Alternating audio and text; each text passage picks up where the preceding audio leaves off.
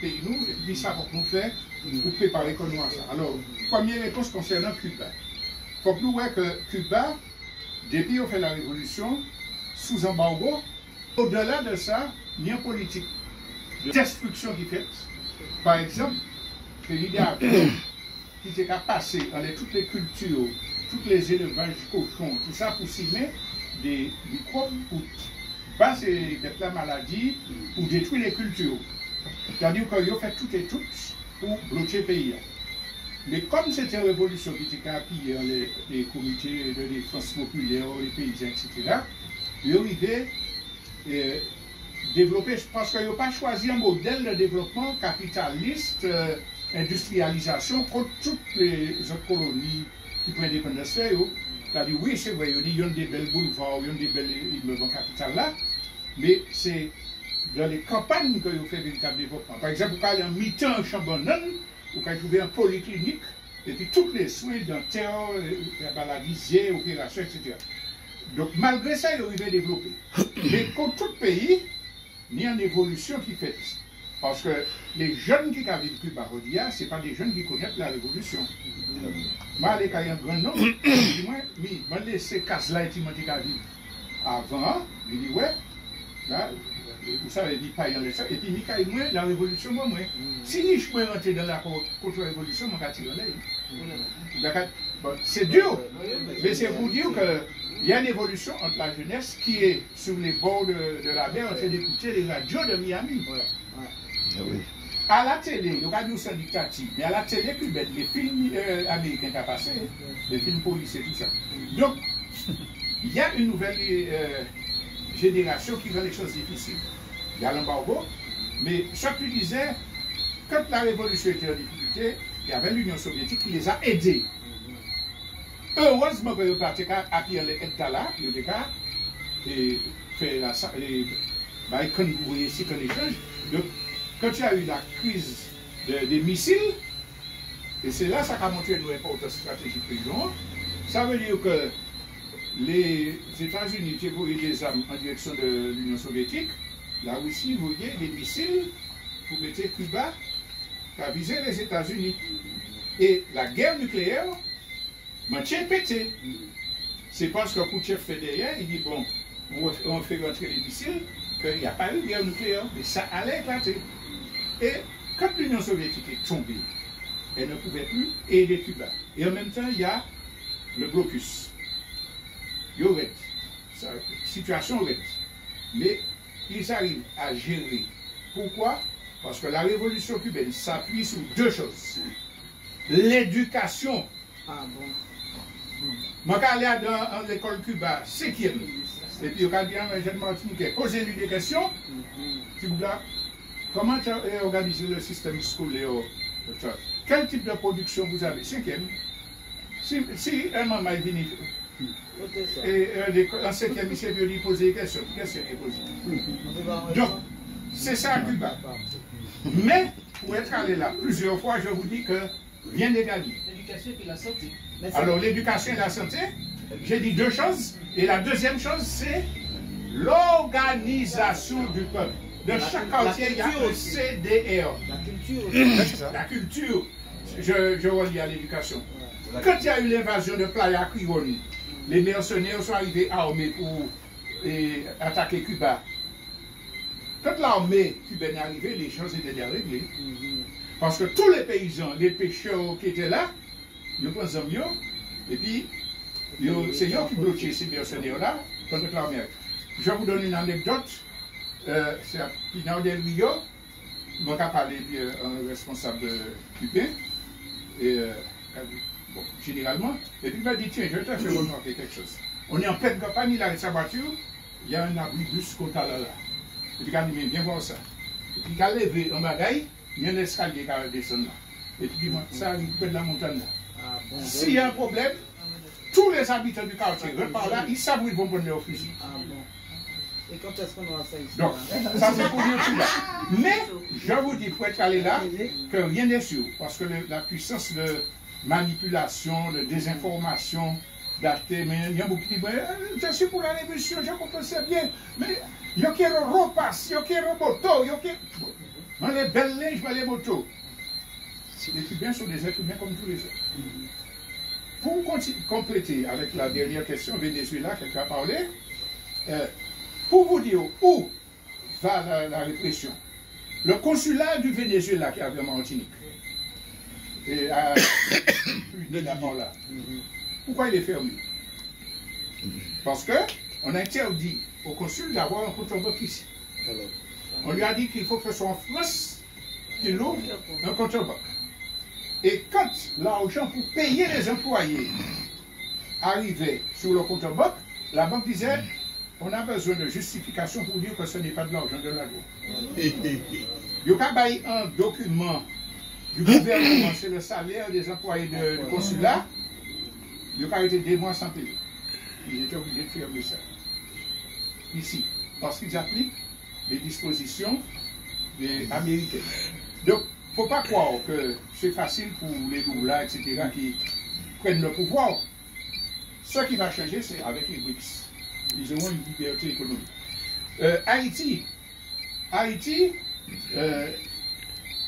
a une population formée. Il n'y a pas dit analphabète, d'accord, il n'y a pas ça. Très jeune. Très jeune et formé. Ça veut dire que c'est mon nom qui a boire manger et puis un petit peu de jardin comme ça. Ils connaissent les plantes, les modes d'igname qui vont te donner 5 pas, etc. Et ils ont une intelligentsia dans le monde entier. Secteur scientifique, secteur hôtelier. Là où aller Miami, c'est haïtien qui a mené à l'aéroport Miami. Ils ont parlé plusieurs langues. Ce sont des gens, c'est pas un hasard si la porte-parole des États-Unis, c'est d'origine haïtienne aussi. Ils achètent pas mal d'immeubles en ville. Il y a qu'un travail. Ni moun ka kriya ici, mais il y a qu'un travail. Il n'y a pas qu'à faire trafic de drogue de délinquance. Donc Haïti, c'est pour ça qu'ils ne veulent pas que Haïti se développe. Parce que si Haïti arrive à avoir un gouvernement intéressant, avec Aristide, ça avait commencé à marcher. Et il y a un Haïtien qui habitait à Saint-Ville près de chez nous. Lui-même, on a dit ça en Haïti, après tous les événements. À deux quartiers, moi, les morceaux de pain et carton beauté de nous masser pour manger, parce qu'Aristide nettoyer le quartier. Ça veut dire qu'il a fait des choses. Et puis, c'est quand il a posé le problème des réparations, remettre-nous l'argent de la France volée. Pardon? Popo. Ah, je t'ai dit. Il a fait un coup d'état, là. Et pourquoi Aristide a changé de position? Je me permets de vous donner un témoignage historique. J'ai rencontré un Haïtien qui travaillait dans un hôtel à Saint-Domingue. Il m'a dit qu'il était aux côtés de Aristide pendant le coup d'État. Et puis, il y a un bonhomme qui vient avec les soldats. Et puis Aristide lui dit, vous m'avez fait moi ça? Parce qu'il avait donné à manger, éduqué le groupe. Vous avez foutu un calot, tout pas content, pas! Et Aristide a dit, à partir d'aujourd'hui, on finit et puis l'eau. Il n'a pas tué parce que sa défense a été machin. Et le bouc qui est à côté de lui, chapé par Philippe, il dit, moi, il courit, il a atterri à Saint-Domingue. Il dit, moi, c'est pour ça, c'est là. Il est allé là-bas, il dit, bon, nous, quand laissez rentrer au pays, c'est à condition que vous étiez gentil. Mais c'est parce qu'il avait osé. Et parce que c'était un prêtre humaniste, mais il n'y avait pas de peuple organisé militairement qui soutenait son action. Il dissout de l'armée, quoi il va le faire. Tout ça, c'est expérience pour nous. Alors, un dernier truc, il me l'a dit, c'est que nous parlons de perception Cuba. On ne parle pas de Cuba. Les médias ne font pas. Mais les médias sont arrivés à mettre l'idée que Cuba c'est une dictature comme qu'Haïti. Nous, en relation avec le Parti communiste cubain, il y a 12 ans, le parti qui a dit nous avons mis 2 bourses à disposition des autres. Vous voyez, 2 jeunes Martiniquais faire études de médecine, tout frais payé. Voyage, manger, etc. Puisque nous avons la même position politique là, vous voyez, c'est des membres haïtiens. Nous cherchons, nous trouver des jeunes qui sont d'accord. Nous avons commencé à faire les démarches, et puis pas venir ensemble. Maman, le parent nous a dit qu'il ne faut pas aller là parce qu'on ne mange pas il n'y a pas d'aime, on ne mange pas librement, on ne vit pas bien, etc. Ils ont refusé pour cela. Tout ferait payer. Tout ferait payer. Donc c'est l'image qu'on a, et c'est le travail que nous avons à faire, c'est d'arriver à expliquer. Donc, bon, je ne veux pas être plus long sur ça. Donc c'était les points de réponse. Et je vais passer au dernier point, étant en ébullition. Forcément, il y aura une crise monétaire mondiale. Avec la disparition du dollar, avec le fait que les conflits militaires comme l'Ukraine vont se généraliser. Vous vous souvenez, quand la guerre en Ukraine a commencé, les conséquences sur les magasins, ici, pour la présence... Donc, quand on dit disparition, c'est disparition influence liée. Pas influence liée, c'est pour bien comprendre. Non, on dit disparition, c'est force liée, influence liée. Ah, oui, disparition, ok. Oui, la dédollarisation. Voilà. Donc, on a vu, quand la guerre en Ukraine a commencé, les conséquences pour nous. Alors, imaginez une guerre plus importante qui fait que les navires ne fonctionnent plus. En temps où ben, bateau pas de cabine, mais tout le monde est planté, tout le monde est travailler. C'est pas ça. Donc, imaginez les effets économiques qu'une crise comme ça aura chez nous. Mais même si il n'y a pas encore de guerre, la réalité que la politique ultralibérale que les impérialistes développent pour conserver leur profit, tout ça, destruction des services publics, santé, augmentation des prix, la pauvreté va encore accélérer dans un pays où il n'y a pas d'éducation et de culture, donc il y a plus tête fêlée, drogue, abattement de son voisin, etc. C'est crise sociale. On a ça qui nous pend au nez. Je ne parle même pas des catastrophes environnementales.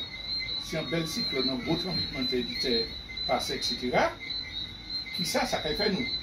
Mais les conséquences de tout cela, pour nous en Martinique, il y a une particularité.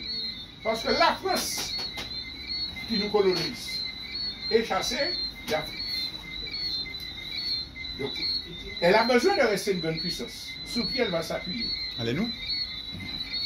Mais à la saison, aller chercher discours Macron aux officiers de l'armée française, début janvier, les vœux qu'il a présentés. Allez chercher ça, tapez sur Internet, c'est dans Jikambout.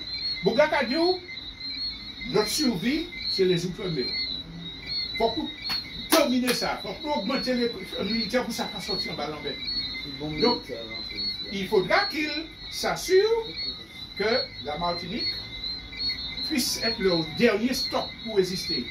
C'est pour ça qu'ils font des exercices militaires, ils ont fait Yon Saint-Pierre, Yon Bas. Quel thème? Évacuation de nos ressortissants.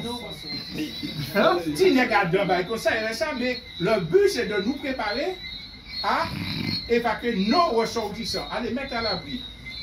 Et dernière, il y a un chef militaire qui a dit, oui, le thème c'était de protéger nos ressortissants s'il y a une population dans laquelle sont infiltrés des éléments. Ça veut dire c'est comme nous qui avons préparé la tête. Mais comme ils savent qu'on est encore 300 000 bontins et qu'ils ne vont pas arriver, eh bien, ils organisent le génocide par substitution. Génocide par substitution, c'est parti, mais c'est fini. École maternelle primaire, français. Directrice, français. École français. Artisan, cabinet, tout, un travail comme ça, français. Donc, ils organisent la prise en main de l'économie, petite entreprise, par des Français. Et puis, néo-titulaires, l'autre bord. Et engagez-vous dans le RSA, engagez-vous dans l'armée, tous les soirs, radio. Le succès, c'est pas que j'aide, c'est que je fais ça tous les jours. Je suis un gentil petit soldat, je défends la liberté et la démocratie. Donc, après la guerre d'Algérie, quand les Français ont perdu la guerre contre FLN, qu'est-ce qui s'est passé concernant la Martinique? Combien de pieds noirs qui viennent ici, installés Koyo? Et puis, c'est CRS là qui était capable de la rue, qui a traité sale nègre, qui a coupé mon cou, qui a battu. Il y a eu une vague d'arrivée de pieds noirs. C'est ça qui a entraîné les 1959. Alors, Toutes ces boucles là sorties du Mali, du Niger, bientôt du Togo, etc. Côté où aller? En France? Ou bien sous les cocotiers? C'est quand nous qui dit. Donc cette situation globale là fait que nous sommes en première ligne. Dans l'immédiat, même si la guerre n'a pas compété, pour que nous décaptions. Là, nous disons ça, qui conséquence nous avons. On a été après pour que nous puissions parler. Nous allons continuer à faire Indien. Quand entre nous, entre un petit groupe là, petit groupe là, petit groupe là, l'État, dans les théories là, ou bien nous réfléchir aux structures d'organisation qui peuvent permettre nous former comme nous, définir des stratégies, et puis dire qui ça nous a fait pour protéger comme nous ensemble. Ça ne peut pas marcher sur des politiques qui ont venir. Ouais, mais les gars, si vous ne mettez pas tête dans liste, ça ne peut pas marcher. Ça ne peut marcher qu'avec les gens qui disent, moi, je comprends les petits là. Je ne peux pas mettre comme soldat. Il faut que nous discutions stratégie, je ne peux pas rentrer n'importe qui combat. Je ne peux pas venir parce que nous battons ici. Non, mais je comprends la stratégie et puis qui place il y a de stratégie. Donc, il faut prendre conscience que ce bousculement-là va se faire obligatoirement. Peut-être 1 an, 2 ans, 10 ans, je ne sais pas, mais obligatoirement. Et que plus on attend pour se former, s'organiser, commencer la contre-offensive, développer la vraie autosuffisance alimentaire coopérative, le cas racher complet. Et l'État français ne va pas hésiter à tirer à balle. Alors le choix est entre nous. Mais est-ce qu'on accompagne un bousculement qui va donner un monde nouveau, avec de nouvelles structures, avec de nouveaux rapports humains entre les différents mouvements populaires, etc. Ou bien est-ce qu'on dit bon, ça fait comme la vie, ça fait problème. Voilà. Donc je m'arrête là. La parole est à vous jusqu'aux 5 dernières minutes de la rencontre.